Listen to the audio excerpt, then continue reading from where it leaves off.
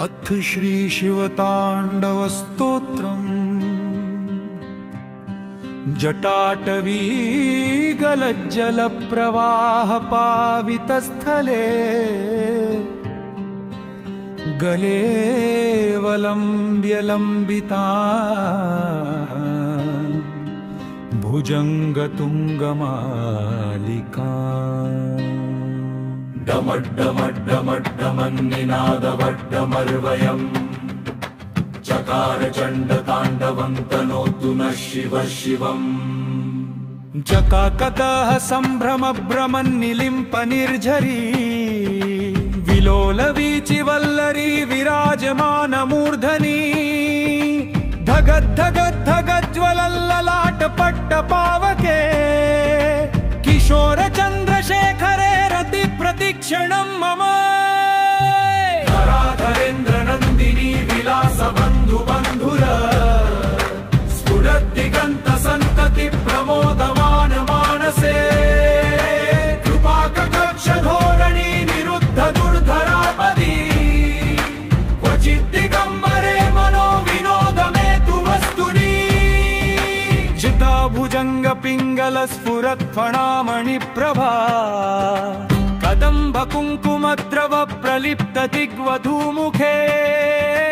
मदान्ध सिन्धुर स्फुरत् वगुत्तरीय मेदुरे मनो विनोदमद्भुतं बिभर्तु भूत भर्तरी।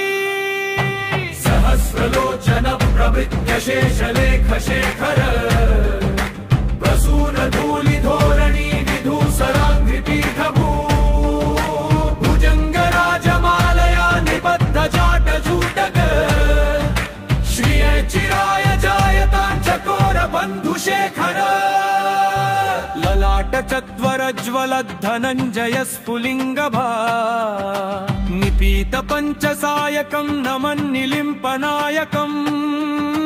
सुधामयूखलेखया विराजमान शेखरम् महाकपालि सम्पदे शिरोजजालमस्तु नः।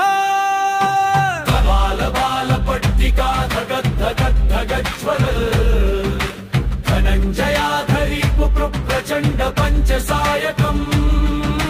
धराधरेन्द्र नन्दिनी कुचाग्र चित्रपत्रक प्रकल्पनैक शिल्पिनि त्रिलोचने रतिर्मम्।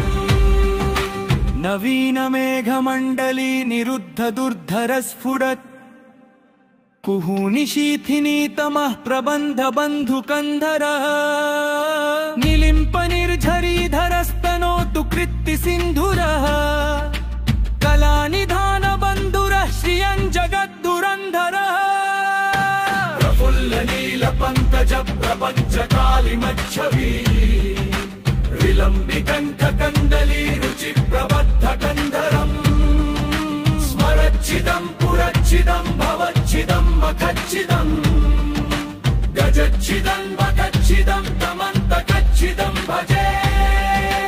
अखर्व सर्वमङ्गला कलाकदम्ब मञ्जरी रसप्रवाह माधुरी विजयते महेश्वरः। सर्वभूतध्वनिरथोऽपि नृत्यताण्डव प्रियः प्रसन्नमानसः शिवः सदा ममाश्रयं वहे। गमद्गमद्गमद्गमद्निनादवड्डमन्मयम् चकार चण्डताण्डवं तनोतु नः शिवः शिवम्।